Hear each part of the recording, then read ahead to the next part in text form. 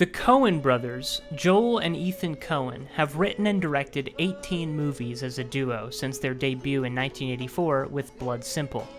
Over their 37-year careers, they've produced a remarkable range of work. Some of their films were major box office successes, others were critical darlings, and a rare few were both. Joel and Ethan Coen have made some of my all-time favorite movies.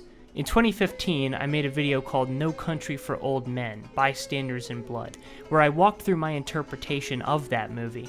I can't believe it's been 6 years since then. Soon it's gonna be no country for me. If I remember right, the first Coen Brothers movie I saw was True Grit in theaters in 2010. At the time, their names wouldn't have meant anything to 16-year-old me, but I do distinctly remember walking into True Grit expecting not much of anything, and walking out feeling like I'd seen something special, and that I wanted to learn more about the people who made it. Over the years, I watched some more of their better-known hits like Fargo, but I didn't dive super deep into what they'd made.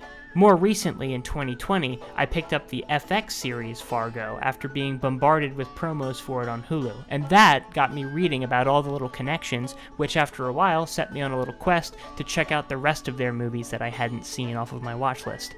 I also made sure to re-watch all of the Coen Brothers movies I'd already seen, just to refresh my memory and see if they hold up the way I remembered them. Now that I've seen or re-watched all 18 films the Coen Brothers have written and directed, I figured I'd round them all up for you and share my thoughts on each one. And to help us impose some structure on that project, and to spice this exercise up with some gratuitous competition, I'll be placing all the Coen Brothers films on a good old-fashioned tier list. Because I'm making use of an arbitrary ranking system, I will at least explain how I'm using it so that our end result has at least a semblance of meaning. The tiers run from F at the low end to S at the very top. The way I'm thinking of these tiers is in terms of how these movies stand up next to one another, not as letter grades in their own right. So, for example, if I place a movie at a C, it doesn't mean the movie is average in quality, it means the movie is average in quality for a Coen Brothers movie. I'm also not using any preordained view of how I want the distribution to look, as far as it looking normal or bimodal or whatever, so hypothetically the Coen movies are all very polarizing. It'd be reasonable to see more S's and F's than B's and C's. If the movies wind up being more consistent in quality, the middle ranks might be thicker. I'm going to cluster the rankings however strikes me as accurate pretty much, and not go in with some pre-existing picture of how they should look. Also, in case you're spoiler sensitive, let me just say this up front, I will keep spoilers to a low rumble in this video. I'll be giving a brief synopsis and slice of context around each movie before I get into the meat of each segment, where I'll share my thoughts about the film, so there will be some plot details revealed, but I'll do my best not to give away these movies' key surprises in case you want to watch them yourself. If you're extremely sensitive, you can just skip movies that you haven't seen, but I'm extending my hand right now to say that you can trust me not to ruin any of these movies for you if you haven't seen them. I will only share as much that will, in my view, not ruin the experience. So, with the preamble out of the way, let's get started with the Coen Brothers' first movie, 1984's Blood Simple. Blood Simple is the Coens' debut feature film. In 1982, they had a finished script for the movie, but no real filmmaking experience between them. They shot a trailer for the film concept with two of the film's key images: a man dragging a shovel alongside a car stopped in the middle of the road, back toward another man he was going to kill, and a shot of backlit gun holes in a wall. The combination of the quality of the trailer and script and the Coens' plainly apparent hustle were enough to convince private investors, not a big studio, to fund Blood Simple to the tune of $1.5 million. Right from the start, the Coens were putting in the spade work to produce their own movies, selling their vision to people willing to fund it as is. They would never really surrender this level of independent creative control, even once they hit the big time years later and started working with the big studios, and much of that independence is owed to how they approached production of their first project, Blood Simple. Blood Simple stars Frances McDormand as a young woman named Abby in her first of many Coen Brothers roles. McDormand and Joel Coen would get married after the release of Blood Simple and are still together 37 years later. She plays the cheating wife of a truly vile dive bar owner, Julian Marty, in rural Texas. Marty hires Lauren Visser, a cryptic, larger-than-life private investigator with no scruples and a philosophical edge, the first of many such presences in Coen Brothers movies, to prove his wife's infidelity and later kill Abby and her beau Ray.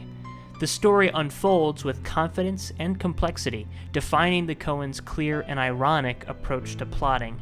Blood Simple is a great little thriller. It's stripped down and somewhat rough production-wise as their cheapest made effort to date, but for any roughness around the edges, every decision is clear and confidently planned. Shots are very deliberate. There are probably more insert shots in Blood Simple than any other Coen Brothers movie. Key props and details are highlighted to the audience with precision. The film editing is similarly precise, with the cutting in the final sequence of the movie being particularly amazing. The amount of tension the Coens squeeze from controlling the pace of those final minutes is fantastic. Character actor M. Emmett Walsh steals the show as the drawling hitman from who knows where, Texas, Lauren Visser. His monologue over rural Texas landscapes sets the whole tone for the movie, and his performance is far and away the highlight here.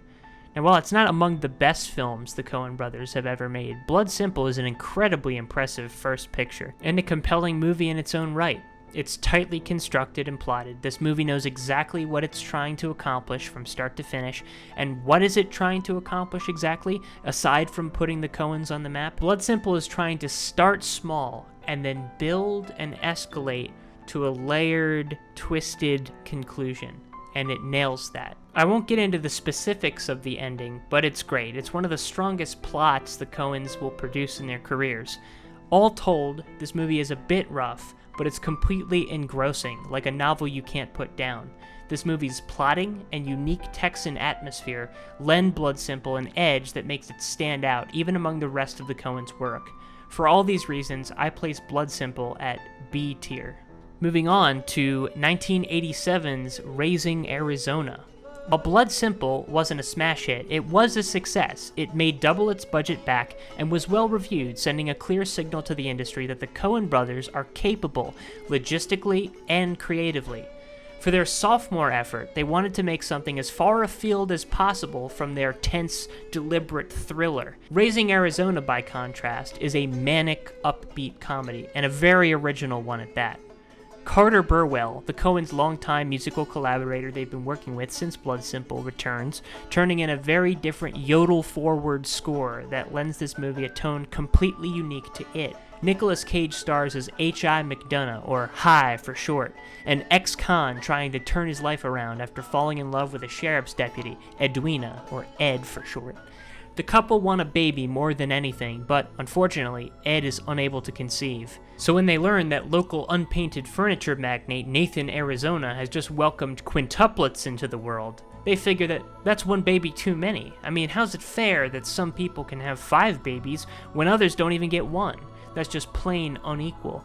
So Hi kidnaps little Nathan Arizona Jr., which kicks off the most energetic movie in the Coen brothers' filmography.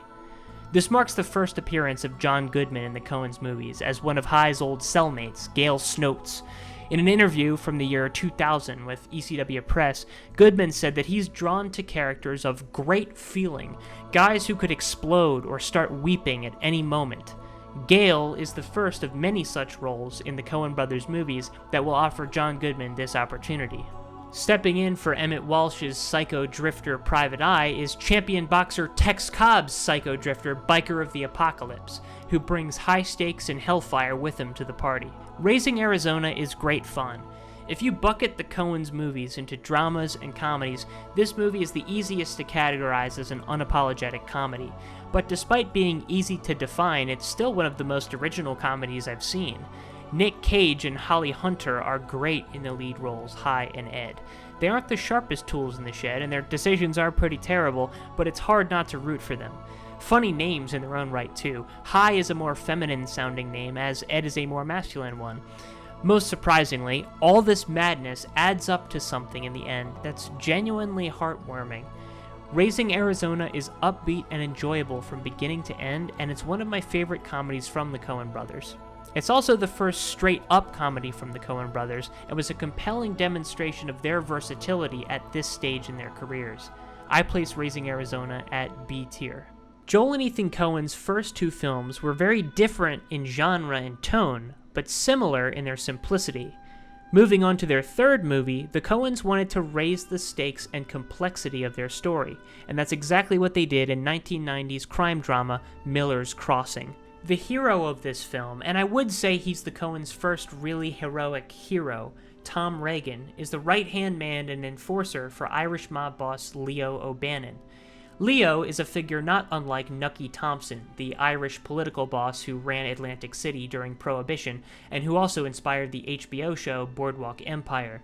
He's the real power behind the throne in whatever unnamed Prohibition-era American town Miller's Crossing is set in. Miller's Crossing was shot in New Orleans for its undisturbed Art Deco architecture, but the movie itself never defines exactly where it's set, because it uses a flexible pastiche of the American city to play out a gang war between the platonic Irish and platonic Italian mobs, with the protagonist Tom Regan caught in the middle. Adding to the complication, Tom shares a lover with his boss, and said lover's two-faced brother, Bernie Birnbaum, is stirring up all this tension between the two factions in the first place.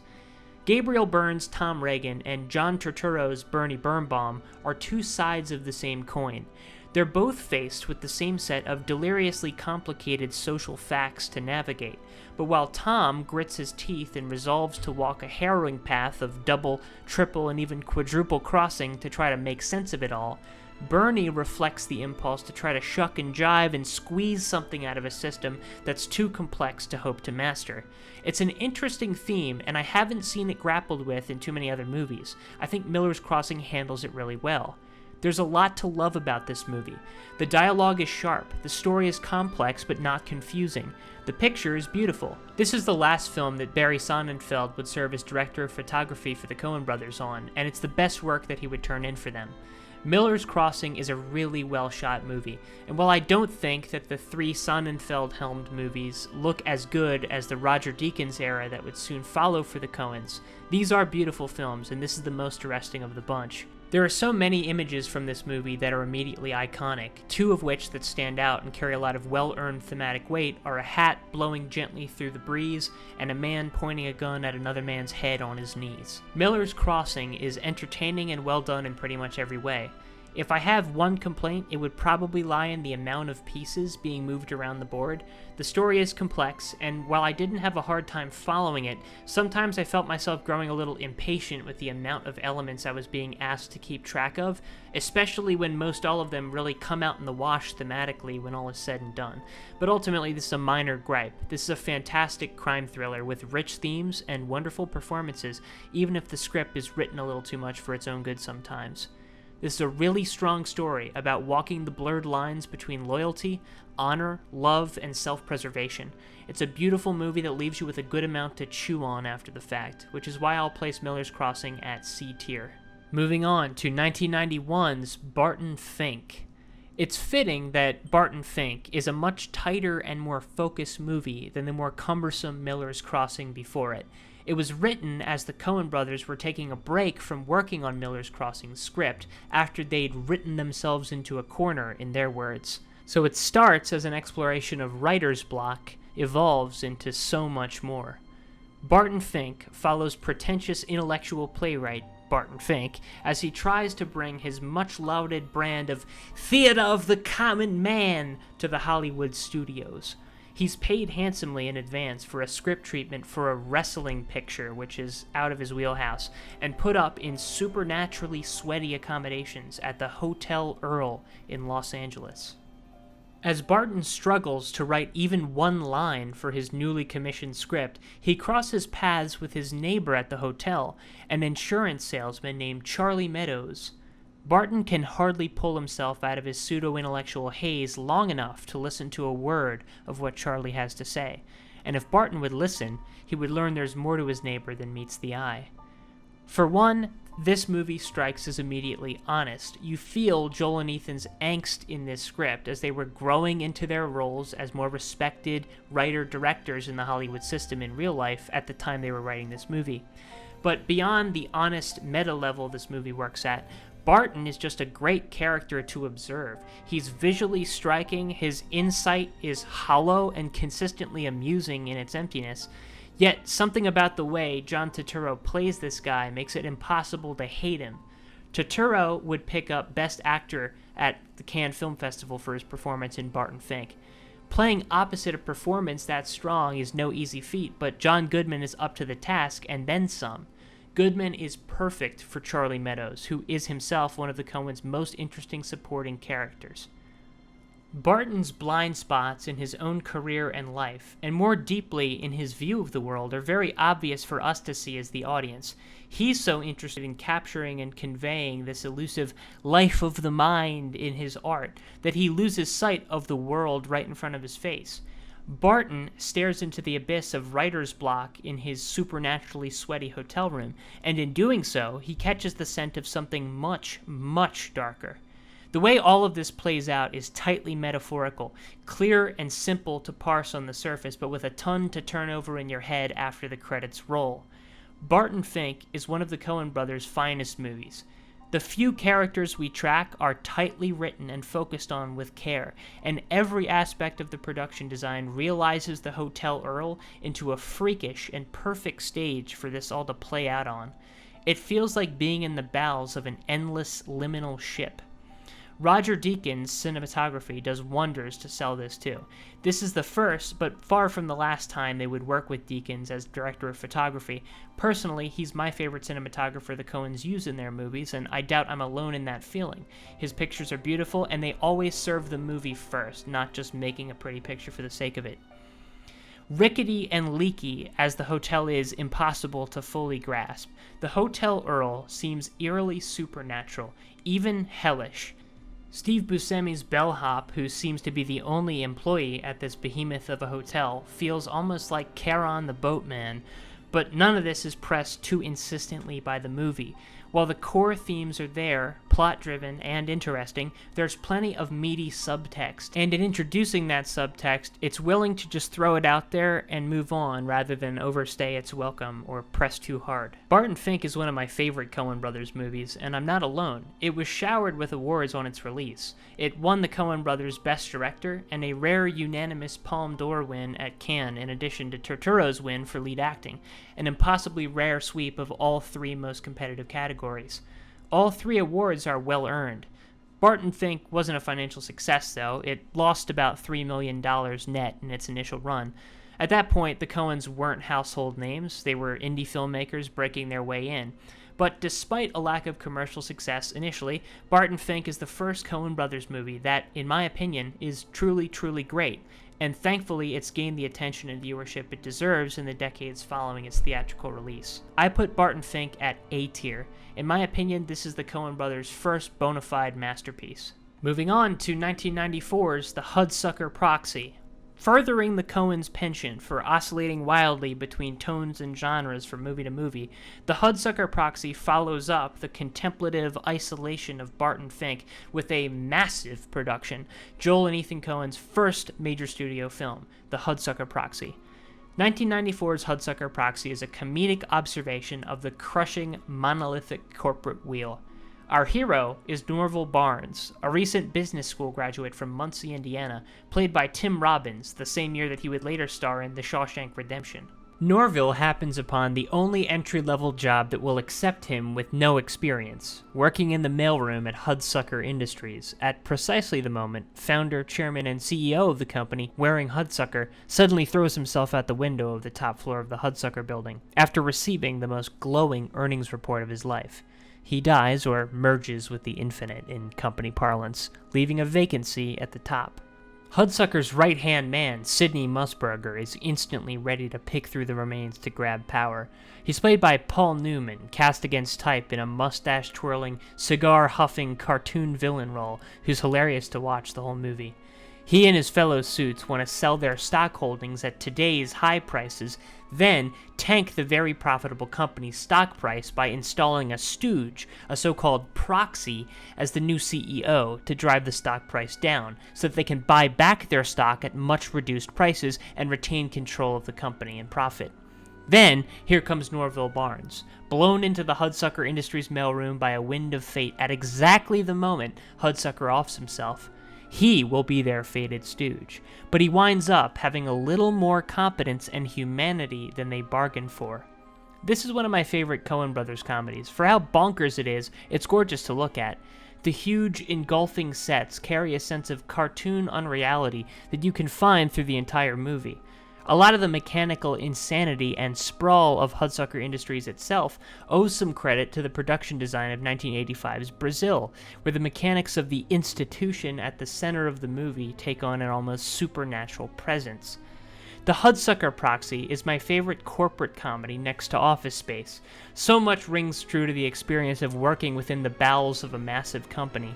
This movie has interesting satirical observations about every vertical layer of the big corporate institution. From the unending grind of the mailroom, where dotting every I and crossing every T is a matter of life and death, to the comically flatulent self-importance of the boardroom on the 44th floor, not counting the mezzanine. This is a really complete exploration of the whole corporate grind, but a fun romance between Tim Robbins and a motor-mouthed Jennifer Jason Leigh keep things light and ultimately optimistic. The Hudsucker Proxy was a flop at the box office, and it's sometimes ranked among the lesser entries in the Coens' career, but I have a real soft spot for this movie. Maybe it's the corporate satire that's up my alley, or maybe it's the uniquely uplifting, family-friendly tone this movie has, but I really enjoy it. I still wouldn't say it's among their greater works, but it's a worthy movie and one of their better comedies. I put the Hudsucker Proxy at C tier. On to 1996's Fargo. Fargo begins with a lie, a title card that the story to follow is entirely true. The names have been changed, but everything else will be told exactly as it occurred. What follows is a beautifully simple crime story, a wonderful blend of tragedy and comedy, staged in one of the most unique settings ever put to film. The insistence on the reality of the plot's events sets the stage exactly right for us to just let the insanity that unfolds over the course of the movie wash over us. It's a controlled kind of insanity, though. The characters speak with precise regional accents, whether they're from the Minnesota area the film is centered on, like locals Jerry Lundegaard and Marge Gunderson, or if they're from out of town, like the Undertaker-ish Ger Grimsrud or the fast-talking Carl Showalter.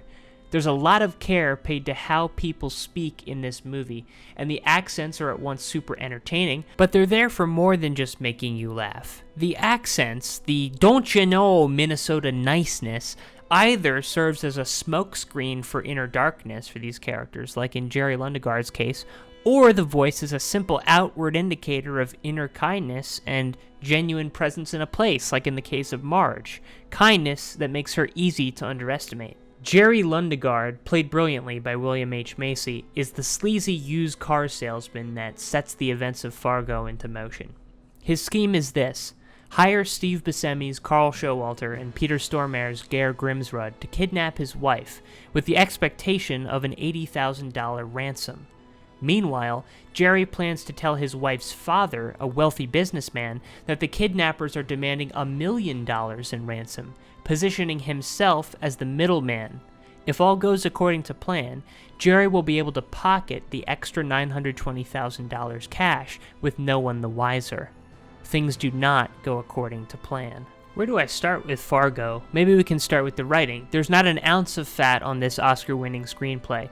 Every element in this lean 98-minute movie serves a purpose and works.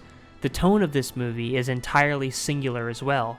The Coens' work spans a wide range, but they generally produce two types of film: comedies with an incisive angle, or dramas with a darkly comic twist. Fargo may be the one movie in the Coens' filmography that blends both approaches into something completely one of a kind. Singular is the word that keeps coming to mind for every aspect of this movie. There's no movie that sounds quite like Fargo does, that looks quite like Fargo does, or observes exactly the same things that Fargo does. All of these aspects that make Fargo unique are handled with technical mastery too. Roger Deakins cements himself as the Coens' best cinematographer in Fargo. Carter Burwell's haunting score feels completely inseparable from this location and the feelings this story carries. There's a reason that of all the Coen brothers' 18 movies, the one that would see a TV adaptation would be Fargo, and it's a great adaptation at that. The reason being that Fargo is immediately compelling in just about every way, and its world is the richest the Coens have ever created. Fargo is the movie that put the Coen brothers on the map for mainstream audiences. It was a huge commercial and critical success, the first such breakthrough in their career. It won Academy Awards for Best Original Screenplay and for Frances McDormand's iconic performance as good-natured pregnant police chief Marge Gunderson. The movie had audiences the world over talking in Minnesota accents for years to come, for good reason. I'd love to talk Fargo for a long time, longer than I can justify here. I might make a video in the future expanding on Fargo, the film, in tandem with the FX series that it inspired, but one thing I'll just touch on for now that I love about this movie is the very specific Coen brothers sense of Old Testament morality it fleshes out. It might be the most interesting take on the crime doesn't pay concept I've seen. This is a thematic mainstay for the Coens, but in Fargo, just deserts of crime are examined in their most revealing light yet, through the contrast between Jerry, Carl, and Gare with Marge. Fargo might be my favorite Coen brothers movie. I'd consider it among the best they've ever made. I think it aims higher than Barton Fink and succeeds at what it's going for. Fargo belongs at S tier, no question. This is as good as the Coen brothers get. This is just about as good as movies get. Okay, moving on to 1998's The Big Lebowski. If Fargo might represent the Coens' most enduring critical success, then their follow-up effort, 1998's The Big Lebowski, might be their most enduringly popular movie ever. It's hands down their most quotable. The Big Lebowski is loosely about an identity mix-up and seeking restitution for a pissed-upon rug. But, at its heart, it's about a man who knows exactly who he is in a crazy time where no one else does. The exact right man for his time and place. Synchronicity made flesh in the one man who's right for the Los Angeles of the 90s. The Dude. The Big Lebowski is totally atmosphere-driven, and to this movie's great credit, it's an interesting atmosphere all its own. The Dude, in Jeff Bridges' most iconic role of his career, is a stoic hero in a world where everyone else is a bundle of nerves and insecurity. Being able to simply abide in a world like that is heroic. I love The Big Lebowski. Lots of people love The Big Lebowski. I'm one of them. I love The Big Lebowski. It's far and away one of their most entertaining movies. Jeff Bridges, John Goodman, and Steve Buscemi are the most iconic movie trio ever assembled. David Huddleston hams it up as the titular Big Lebowski, playing the perfect high-strung foil to the Dude. And that contrast between the Dude and the uptight world around him is the central appeal of the movie, and it nails that with every interaction it throws him into. The Big Lebowski overall is an awesomely entertaining ride, but it manages to reach much higher than that by showing us the perfect man for the times, a deceptively insightful picture of how we'd be well served to model our own attitudes. You can spend so much time obsessing over who and what you are, and you can adopt all sorts of labels and identities to cope with those questions, but the answers that you latch onto are ultimately not going to address the deeper void within. The Dude, as the hero of The Big Lebowski, rejects this sort of self-obsession in favor of simply abiding. This movie is unique, hilarious, and one of the Coens' best. Its cult status is unmatched and well-deserved. Personally, I think it's their best comedy. I place The Big Lebowski at A tier. Next up is 2000's Oh Brother, Where Art Thou? In a rare double-header, the Coens followed up the goofy, upbeat Big Lebowski with another goofy, upbeat film. This one, a Depression-era period piece following George Clooney, John Turturro, and Tim Blake Nelson as three escaped convicts in the Dust Bowl South in 2000's Oh Brother, Where Art Thou? Oh Brother begins with a title card that's half true, that it's based on the Odyssey by Homer. While it does draw from elements from the Odyssey in broad strokes, the Coens would later admit they've never read the Odyssey in full. That idea is funny to me, that they'd have a similar understanding of the Odyssey that I would have, having pretended to read the Odyssey for 5th grade English class. The end result of whatever this creative process was is that the most vivid broad strokes of the Odyssey, like the Cyclops or the Sirens, carry over to this musically vivid Dust Bowl South setting without any distracting literary baggage. Let's talk about Oh Brother's music for a second. This is the first time that the Coen brothers would work with a composer besides Carter Burwell, this time working with T-Bone Burnett to produce Oh Brother's iconic musical landscape that feels inextricable from the southern landscape of the movie. The soundtrack to Oh Brother Where Art Thou won the Grammy Award for Album of the Year in 2002, along with a host of other well-earned accolades. The Soggy Bottom Boys' I Am a Man of Constant Sorrow is about as famous as the movie itself, maybe even more so. But now that the excitement around Oh Brother's soundtrack has mostly settled, the movie itself still stands as a confidently unique musical comedy. John Goodman's brief appearance as the Cyclops is very memorable. Tim Blake Nelson makes me laugh just about every time he opens his mouth in this movie, and the music puts this just a little bit more over the edge. This is like your textbook B-tier Coen Brothers movie. Not a B-tier among all movies, but a B-tier among Coen movies. It succeeds at everything it needs to, and then has that extra something to push it that much farther. In Oh Brother's case, it succeeds as it needs to as a comedy in a unique setting, and then the music pushes it over the edge. So I'm going to put Oh Brother Where Art Thou at B tier. Moving on to 2001's The Man Who Wasn't There. The Coens follow up one of their most upbeat comedies yet in Oh Brother Where Art Thou with yet another reversal in tone. 2001's The Man Who Wasn't There is the Coens' first and only black and white feature, and it's their most introspective, noir-like movie yet. The Man Who Wasn't There uses stark, straightforward cinematography to produce a simple, effective, high-contrast image that helps the movie's central themes sing. The Man Who Wasn't There is basically an existential story concerned with your classic but inexhaustible existentialism 101 questions. What makes a person? What is the difference between a label and a reality? How does one define oneself? Does one define oneself? Or is one defined by the world they exist in? Or some mixture of both? So on. There's a lot of attention paid to the verbs and nouns that compose Billy Bob Thornton's Ed Crane, our hero. Is he the noun that others would see him as? Is he merely a barber? Or is he a more richly detailed person who is harder to define? Is he instead one who cuts hair, a verb among many other verbs he's capable of and pursues in his life, like blackmailing James Gandolfini and trying to right the cosmic scales with his unfaithful wife, played by Frances McDormand? This is definitely one of the Coen brothers' slower, more contemplative movies if the black and white color palette didn't give it away, but in my estimation the pace is exactly right for this story.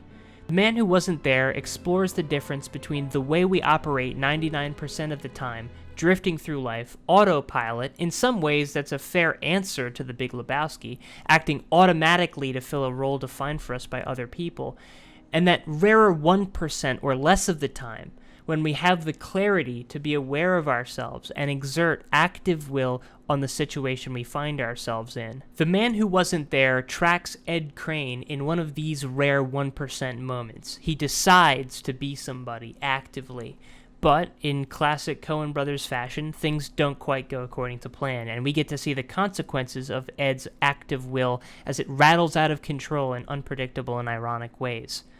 Overall, I really like The Man Who Wasn't There.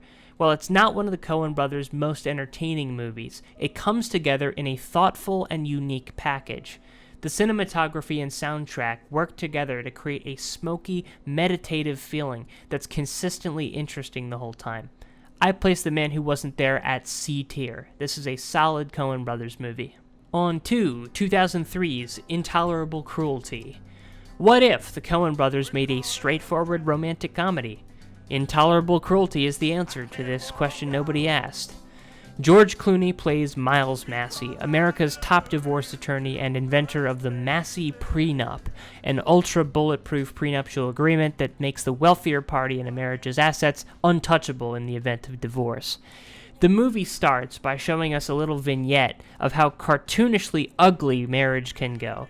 This sets the stage for an entertaining, metaphorical comedy pitting Clooney against Catherine Zeta-Jones in an exploration of what marriage is and how best to approach permanent, wholesome love in a society that cynically conspires to make marriage a purely transactional affair.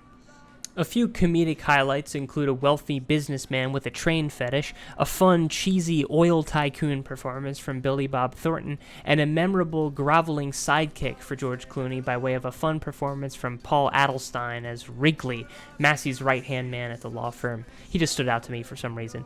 This is a fun movie, but what you see is pretty much what you get. It becomes pretty clear what the movie is doing relatively early. It's a metaphorical exploration of the age-old quagmire that is marriage, specifically the modern marriage, the cynical, transactional marriage. It's an interesting take on how to find the right time to swallow your fears around taking the plunge into marriage with another person. The jokes land too. I was consistently enjoying this movie's humor, which made it a snappy, enjoyable watch. Roger Deakins' cinematography is also fun and vivid this time around. Visually, this hits some of the same notes as the Hudsucker Proxy, larger-than-life corporate drama presented with visual panache that makes the potentially dry subject matter far more interesting. Now, this is one of the more watchable romantic comedies I've seen overall, and it's a good movie in its own right, but I do have a hard time saying that Intolerable Cruelty stands out among the rest of the Coens' films. And it's with that said, I think Intolerable Cruelty can nestle in comfortably at D tier. A good movie, but one of the Coens' lesser offerings. Walking away from this one, I'm left saying that was a good time, neat, I like that movie. Alright, 2004's The Ladykillers. The Ladykillers is the only Coen Brothers movie that I would say simply does not work. This 2004 Louisiana-set black comedy is a reimagining of a 1955 British comedy by the same name, starring Alec Guinness and Peter Sellers. That movie is good. This movie is not. The premise of both movies is the same. A loquacious con man from out of town tries to exploit an old woman as cover for his and his criminal cohort's scheme. The criminals steal a bunch of money, and then in both movies, after the successful execution of the heist, the old lady figures out what's going on. And then, to prevent her from ratting them out to the authorities, the thieves try to kill the old lady. The schemes fall apart. It's basically a comedy of manners, the criminals trying to maintain their cover, that evolves into a comedy of errors as they try and fail to kill her. Sorry, spoilers. I'm not going to spend too much time detailing what the 1955 movie did right that the 2004 movie screws up. There's a really good review by a YouTuber named Haphazard Stuff that breaks down the wonderful physical comedy present in the original that's just misunderstood and lost in translation in the Coen Brothers adaptation. But zooming out from that and focusing more on how this fits into the Coen Brothers filmography, you'd think the reasons that the Coen Brothers would want to take up a project like a remake is to try to take an interesting concept that wasn't given full justice in its initial film treatment, and then elevate it with some masterful Coen Brothers execution. That's essentially what they would wind up doing with 2010's True Grit. But by 2004 even, with Barton Fink and Fargo under their belts, that's the kind of treatment that would be reasonable to expect from the Coen Brothers for a movie like The Ladykillers. But, surprisingly, just about every choice the Coens make in their adaptation of The Ladykillers makes this a worse movie than the original. And the problems really begin with Tom Hanks' annoying central performance as the cartoonish, mustache-twirling snob leading the group of would-be ladykillers. Hanks plays a talkative southern dandy. Goldwaith Higginson Dorr, Ph.D. is his name. He loves to recite poetry from memory and gaze wistfully into the distance to sell his charade. This performance, this character, is like nails on a chalkboard. It's really hard to sit through Tom Hanks in this movie. And I know he's supposed to be pretentious, but the Coens have had pretentious characters before. Like Barton Fink, pretentious character, but I like him. This Tom Hanks character, I could not stand to watch. Generally, I like Tom Hanks, but this is just obnoxious. I think the problems with this character are exacerbated by the fact that, unlike in the 1955 original, there's less screen time with all the characters in the same room bouncing off of each other, fleshing out physical comedy in a packed frame with an old woman to bounce things off of. Instead, the Coen brothers usually have Hanks talking one-on-one with Irma P. Hall's old Marva Munson. Marva is played with sincerity and isn't as annoying as Hanks, but she's far too assertive and loud to be an effectively humorous contrast with the Ladykillers themselves.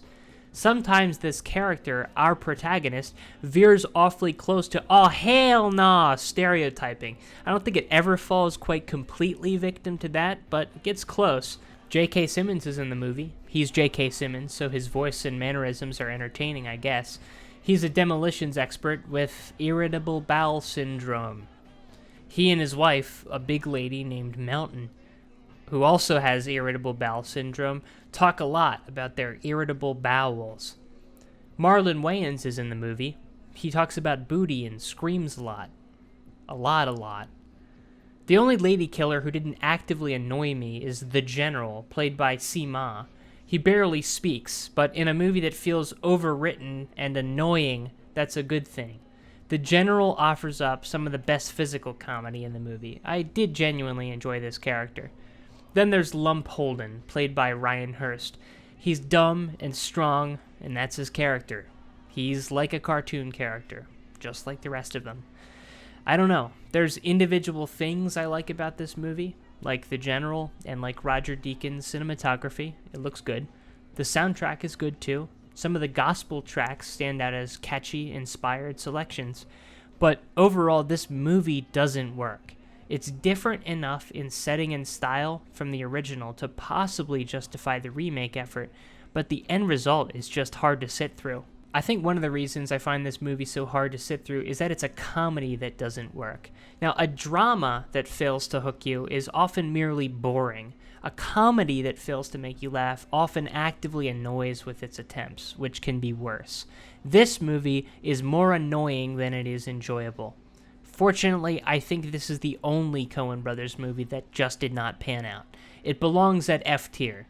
Look, and this movie isn't horrible either. On its own, this is probably a 4 or a 5 out of 10 movie, but as a Coen Brothers movie, this is bottom of the barrel. Alright, on to the good stuff. 2007's No Country for Old Men.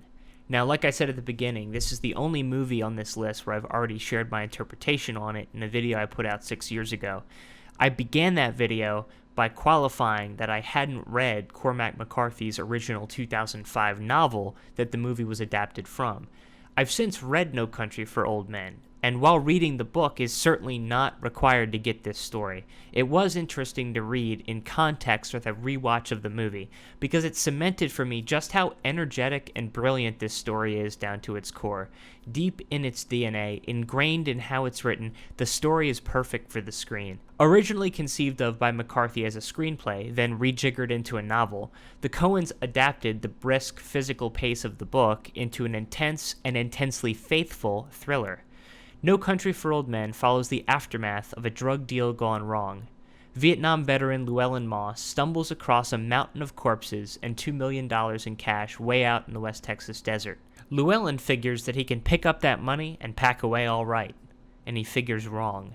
An agent of death, or a force of nature, or something else altogether harder to understand, named Anton Chigurh, is hired to retrieve those $2 million, and nothing is going to get in his way. Old Sheriff Ed Tom Bell, played by Tommy Lee Jones, anchors the story. He tries to chase Moss down, to save him from the hell chasing him. What unfolds is a tense, exciting, exactingly paced thriller with a haunting thematic bite that's hard to top in the movies. No Country is among the best movies the Coen brothers have ever made, right up there with Fargo. I feel like these two movies represent the Coens at their creative best. The Coens ask their characters the biggest questions there are in these movies in thematically precise and memorable context. And to track how the Coens evolved since their previous S-tier movie, Fargo, that's about 10 years' time. And in that time, they've improved technically on just about every level, as have about all the people who work with them, including Roger Deakins, who puts in some of his career's best work in No Country for Old Men. And in the end, it's this story that gets me. There's something about this story that is just so haunting.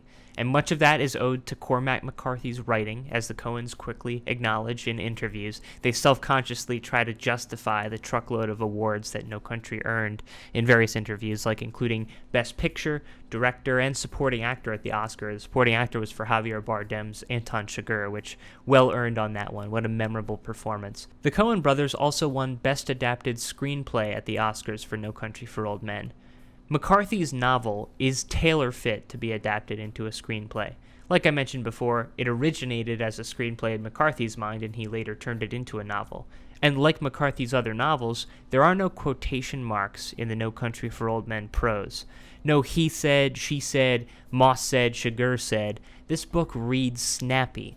Dialogue scenes read like a chat log with all the names removed. But despite this, it's always clear who's talking, thanks to the level of detail in each character's personality and voice. You can hear the sound of each person's speech clearly. Their motivations shine through just as clear. And this level of vivid cinematic detail extends to the cold and brutal descriptions of Sugar's weaponry and the taped-together practicalities of Moss's jury-rigged solutions. The Coens capture all of this perfectly in their adaptation. Hardly a hair on this novel's head is out of place.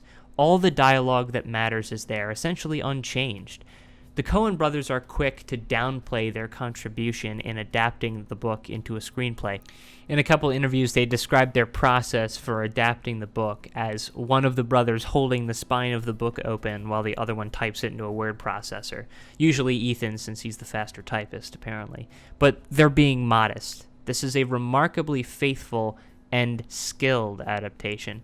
The material seeing the most raw cuts is Sheriff Bell's inner monologues, but a lot of this survives either as dialogue he now expresses outwardly, or more often is just adapted concisely through the visual aspect of a scene. Tommy Lee Jones can say a lot of words with just a look, and this is where the Coen brothers really shine in making this adaptation work. To be clear, the measure of a good adaptation is not how much is adapted and how much is cut, or how much raw material is lost in translation. Really, you should be asking two questions of an adaptation. First, how good is the adaptation on the terms of its own medium? And second, does the adaptation preserve the essence of the original? On both counts, the Coens' No Country for Old Men succeeds. It's a fantastic movie in its own right, and the heart of the novel is 100% intact, and it's a great novel. This is a great movie. In my opinion, it's one of the greatest. It's certainly one of the greatest the Coens have made, and depending on the day you ask me, I could say that this or Fargo is the best work the Coen brothers have ever made. If you want to hear more of my thoughts on No Country for Old Men, go check out my Bystanders in Blood video. No Country for Old Men belongs at S tier. Moving on to 2008's Burn After Reading. Just a year after one of the most powerful and focused movies in their careers in No Country for Old Men, the Coens decide to kick back a bit and have some fun with 2008's Burn After Reading. This is an intensely scatterbrained and paranoid comedy, but that's sort of the point. Keep in mind the context that this movie came out in. The mega-popular Bourne trilogy had just wrapped up with the Bourne Ultimatum in 2007. Spy thrillers with winding plots were the box office soup du jour. And remember, this is also 2008, so toward the end of the Bush years, which were marked by, let's say, prominent military intelligence snafus. The Coens described the origin of this screenplay as joking amongst themselves that they wouldn't make a movie like those Bourne movies, one that starts with a title card saying CIA headquarters, Langley, Virginia. But then they figured, hey, why not? And then they made that movie, and it's funny. This movie's all over the place, but in a way that's central to the story that it's telling. Works to Burn After Reading's benefit also that the characters and triple-twisted plot are funny enough moment to moment to keep your interest the whole way. This movie will have you and the characters saying, "What the fuck?" in unison, a lot. You'll have a lot better time with this movie if you just let it wash over you, like a wave of bureaucratic snafury, rather than to try to tease out much by way of a coherent message to this movie. The most incisive satirical points center around the bumbling narcissism that propels a lot of our decision-making and dumb mistakes, as well as the administrative state that sits on high to observe and weakly, impotently gesture at trying to keep things under control, all while having zero idea what's going on. Emmanuel Lubezki directs photography this time around, the first time the Coens would work with a cinematographer besides Roger Deakins in 18 years. Lubezki is a great cinematographer in his own right. You'll recognize his work on Children of Men, Gravity, Birdman. He strikes an energetic, paranoid atmosphere that serves the comedy of this movie very well. Burn After Reading is a really fun movie, but I think that's about as deep as the river runs, which is fine, but it does incline me to place this movie at D tier. I like this movie, it's a good comedy, but not among the Coens' sturdier offerings. But, like every movie on this list except The Ladykillers, I think it's a good movie well worth your time. I really enjoy Burn After Reading, it's a fun one. Alright, and that brings us to 2009's A Serious Man. The Coens were insanely productive during this period of their careers, riding the wave of creative energy that No Country for Old Men kicked off. A Serious Man is the third of 4 movies they would produce in this 4-year blitz. It's a period piece set in the 60s, following physics professor Larry Gopnik, subjected to a modern-day interpretation of the Book of Job. Everything in his life falls apart all at once. His wife wants a divorce, he's being blackmailed into raising one of his students' grades, and he's completely disconnected from his children. His intimidating, waspish neighbor is encroaching on his yard by mowing just a little bit more over the line each week. Indignity after indignity. So, how does one handle a world where bad things happen to so-called good people like Larry Gopnik? If God is real, how could he allow such things to happen? And that is what A Serious Man is about. The very opening frames of the movie, before we jump to the 60s, prompt us with a proverb from the 11th century rabbi Rashi. Receive with simplicity everything that happens to you. For the rest of the movie, Larry does his best to resist doing just that. He receives the disasters unfolding around him with confusion, shock, thought, more thought. It's in his nature to think and try to resolve life's mysteries. He's a physics professor after all. But sometimes, the more you try to rationalize a problem, the more horrifically incomprehensible it becomes. Particularly, this is true when the problems you're trying to rationalize are moral and cosmic. You tie yourself in knots. This movie is a slow burn, but isn't necessarily slow-paced. Disasters pile on quickly, and there's plenty of comedic and darkly ironic beats that are interesting and snappy, so it's not a slow movie. But it's not clear precisely what the movie is up to until everything clicks into place at the very, very end. This movie is great. Another dark and layered masterpiece with comedic energy that just makes the whole thing more exciting and more deeply confounding as a result. Tonally, I think it's their closest movie to Barton Fink. This movie stings like a scorpion. Without spoiling anything, the ending is enough to leave you turning up your hands and ask, what, why, really? What? And the more you think about the movie, expecting things to turn out any other way seems like arguing with God. Futile at best, dangerous at worst. Receive the story as laid out in the movie with simplicity. This movie leaves you with a lot to chew on afterward, and it's very rewarding to rewatch. A thoughtful and entertaining exploration of the search for meaning in a world where bad things happen to good people, A Serious Man is one of the Coens' simplest and most effective movies. I love it. A Serious Man belongs at A tier with the likes of the Big Lebowski and Barton Fink.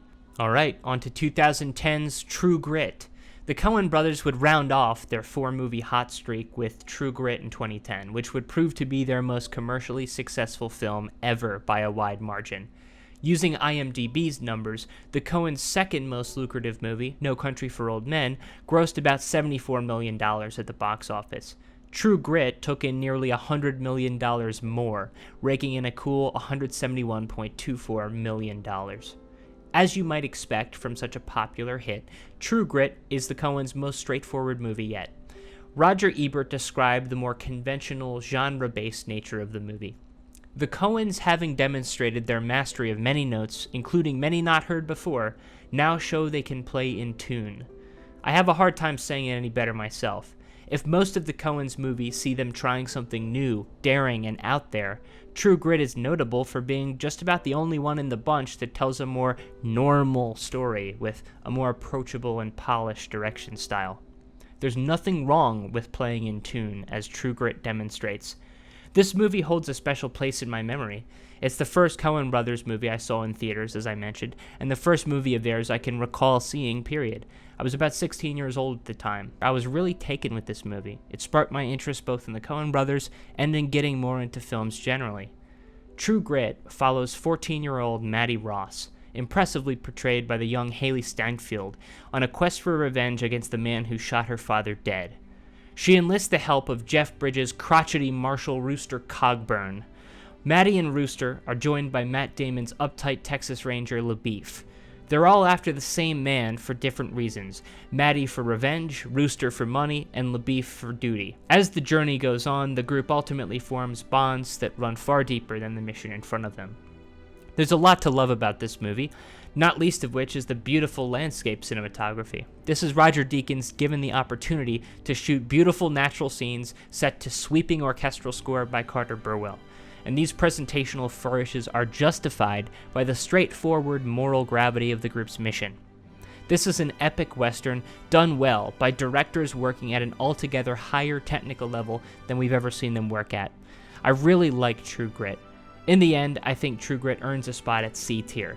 If it were just a terrific western, I think it'd fall in line at a D tier amongst Coen brother movies, but I think the ending of this movie, the image and the musical sting alone are enough to push it higher. The ending of this movie is excellent. In the end, I find myself having not all that much to say about True Grit, except that I think it's a very good and simple story about the cost of revenge, realized with technical excellence.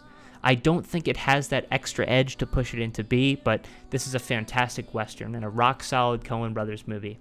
It's a very approachable movie, too. You know, if you're looking for a place to jump into the Coen brothers' body of work, there are worse places to start than True Grit. It's where I started. Okay, moving on to 2013's Inside Llewyn Davis.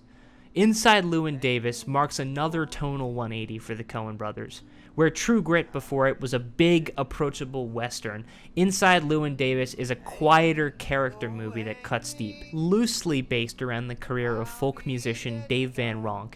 Inside Llewyn Davis follows Oscar Isaac's titular Llewyn Davis, a talented folk musician who, for a host of reasons external and internal, is unable to break out of bare subsistence gigging at basket houses in 1960s New York City. In between performing wherever he's able, as often as he's able to, unsuccessfully trying to keep shoes on his feet and a coat on his back, Llewyn surfs from couch to couch, subsisting off of the kindness and pity of strangers to survive.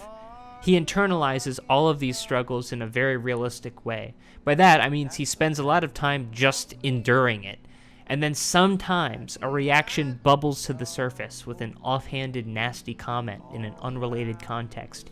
But we feel, in a powerful way, thanks to the quality of Oscar Isaac's performance, everything that led him to that seemingly random vicious outburst. Llewyn Davis is a really good protagonist. He's the type of character who makes choices that will make you want to beat some sense into him, but at the same time, he never loses your sympathy or empathy. He's a character you desperately wish would get out of his own way, and if only he did, great things could happen. This is the dynamic percolating under the surface the whole movie, and it makes Inside Llewyn Davis a really rich watch.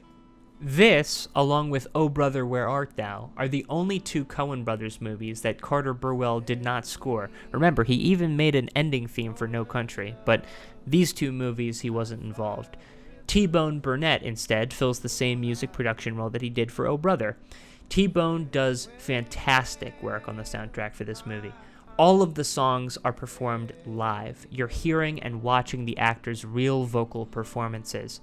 The only exception to the 100% live production comes from the movie's most drop-dead funny scene, where Justin Timberlake, Oscar Isaac, and Adam Driver, in a strange pre-Star Wars match, are recording a novelty song about the space race called Please Mr. Kennedy. The vocal performances are still live in this scene, but the backing instruments are edited into the background, which makes perfect sense considering it's set in a recording studio. Such a thing is part of the process. The attention to detail in realizing the musical elements of this movie really shine and elevate Inside Llewyn Davis to some of the best filmmaking in the Coens' careers. Roger Deakins was unavailable for this movie. He was directing photography for Sam Mendes' Skyfall and Denis Villeneuve's Prisoners around the time that the Coens shot Llewyn Davis. So instead, the brothers collaborated with French cinematographer Bruno Delbonnel, who the Coens worked with previously on their short film Tuileries in a contribution to the 2006 anthology film Paris Je t'aime. Delbonnel does a really great job here. He nails the feeling of the cover of the freewheelin' Bob Dylan with, let's say, about 90% of the optimism sucked out of it, and that Delbonnel and the Coens can leave that remaining 10% of hope intact in the frame and in the story is part of what makes this movie so good. I love Inside Llewyn Davis. I think it's the best of the Coens' output in the last decade. There's so much to love here. A couple highlights to call out is one, John Goodman's memorable appearance as a heroin-addicted jazz pianist. And then second, I really love the way this movie weaves subtle backstory into the immediate events that are going on, especially the way they tie in a duet between Oscar Isaac and Marcus Mumford singing Dink's song. So Inside Llewyn Davis, I think, is some of the Coens' best written character work yet. It's the most effective marriage of music and story the Coens have officiated yet too, which is high praise considering these are the people who made Oh Brother Where Art Thou. Inside Llewyn Davis is an excellent movie. It belongs at A tier. Do not miss this one. Moving on to 2016's Hail Caesar! Exclamation point! Like True Grit, the circumstances I saw Hail Caesar in lead it to hold a special place in my heart. I saw it in theaters on a date with my girlfriend, who I'm still with to this day. I keep the original ticket stub in my wallet. Despite my personal affection for this movie, though, I don't have any trouble admitting this is one of the Coen brothers' fluffier movies. Josh Brolin stars as Eddie Mannix, big shot fixer for Capitol Pictures, who solves problems of all shapes and sizes for the stars and starlets of the golden age of cinema. Incidentally, Capitol Pictures is the same studio Barton Fink sold his soul to in that very different 1991 masterpiece. Hail Caesar was made by established Oscar-winning producer-directors, whereas Barton Fink was made by precocious young filmmakers with fear in their hearts still and something yet to prove. While I think Barton Fink's idea is more interesting, that doesn't mean Hail Caesar doesn't have its merits, and its own interesting point of view that people like the Coens who are well established in Hollywood are uniquely equipped to convey.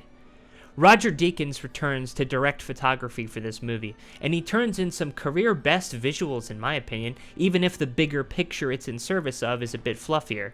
The seamless connectivity between the look of old Hollywood while we are in-world, and then the movie within the movie cinematography when we get glimpses of the different films Capitol Pictures and its colorful stars like George Clooney, Scarlett Johansson, and Channing Tatum are taking part in.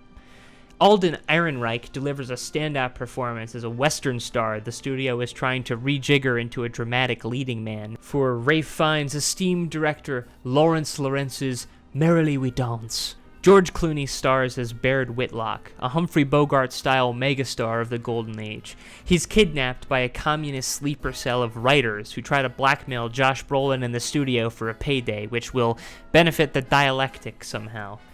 Brolin's Eddie Mannix has to navigate this ransom situation while trying to solve one of his starlet's unexpected pregnancies, and while weighing whether or not he wants to give up this crazy Hollywood lifestyle in favor of a more predictable, less exciting corporate job at Lockheed Martin.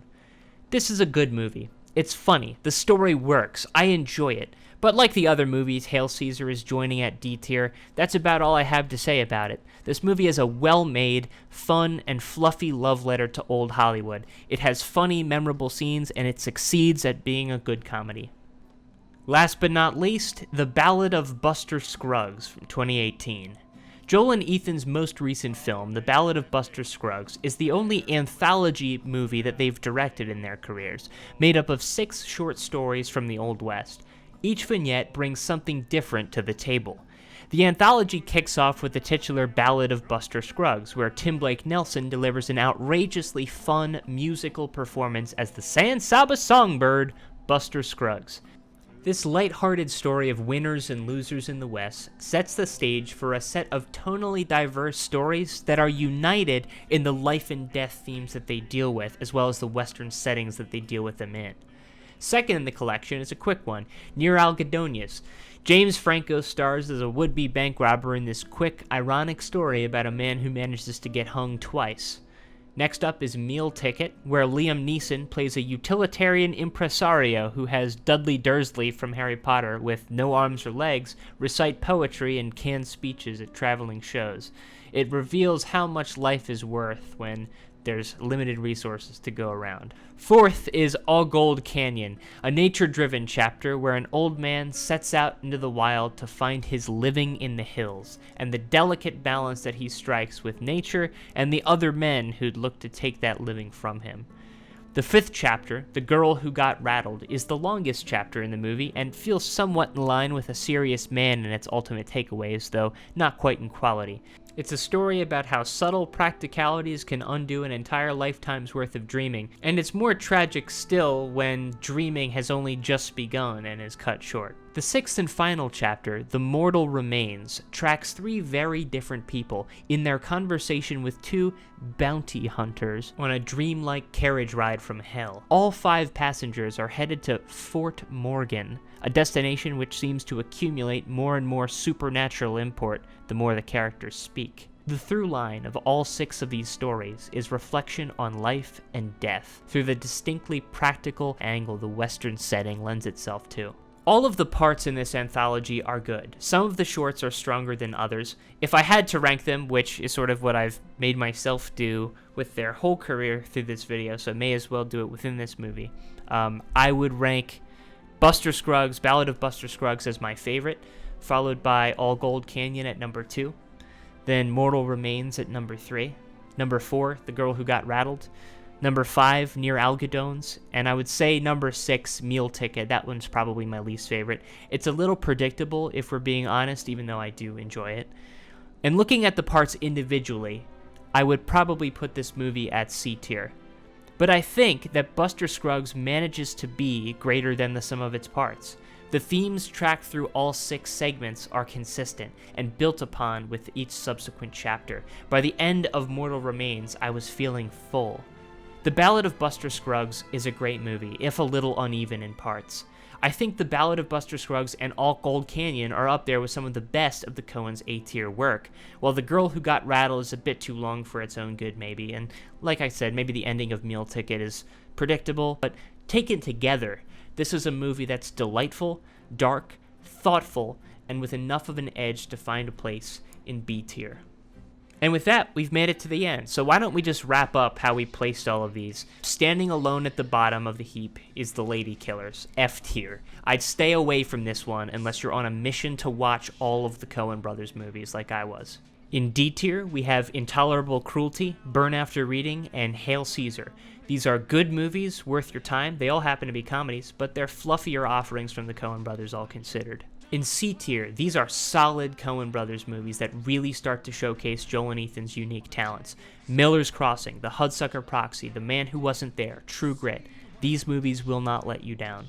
In B tier, we have the Coens telling good stories well, plus an extra edge that makes them that much more memorable. Blood Simple, Raising Arizona, Oh Brother Where Art Thou, and The Ballad of Buster Scruggs. These are some really wonderful movies. At A tier, each one of these movies can be considered a masterpiece. I think they are anyway. Barton Fink, The Big Lebowski, A Serious Man, and Inside Llewyn Davis. Directed by anyone else, any of these movies could be somebody's greatest work. These you should not miss. And then at S tier, we have the best of the best. This is Fargo, and this is No Country for Old Men. Both of these movies are legitimate contenders to be on a top 100 or top 50 films of all time list. They are absolutely, no question, the best work the Coen brothers have ever produced. You've probably seen them already if you're watching this video, but if you haven't and you like movies, period, you should watch Fargo and you should watch No Country for Old Men. So that's it. If you've made it this far, thanks for sticking with me through the end. I had a lot of fun diving back into these movies and trying to capture some of what I love about them, and hopefully I've managed to recapture some of what you might like about some of your favorites on this list, or I don't know, maybe introduce you to a couple movies to add to your watch list. If you enjoyed the video, feel free to do the usual business, like, subscribe, turn the bell on, all that good stuff. Again, thank you for watching. I'll catch you in the next video. Bye-bye. Fare thee well.